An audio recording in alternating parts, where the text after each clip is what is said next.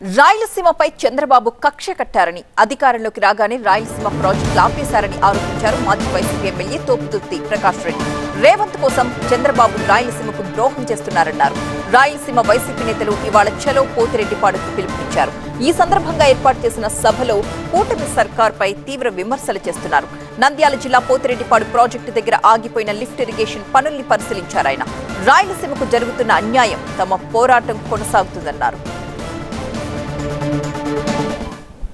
రాజశేఖర రెడ్డి గారు వచ్చినాకనే ఈ ప్రాజెక్ట్ అని రూపొందుకున్నాయి. అంత మాత్రాన మన పెద్ద ఆయన తెలంగాణకు అన్యాయం చేశాడా? అన్యాయం చేయలే. అన్నదమ్ముల బేసిన్లు లేకుండా బేస్జాలు లేకుండా కలిసి బతుకుదామన్నాడు. అందరికీ కూడా ప్రాజెక్ట్ ఏర్పాటు చేసినాడు. మరి ఆయన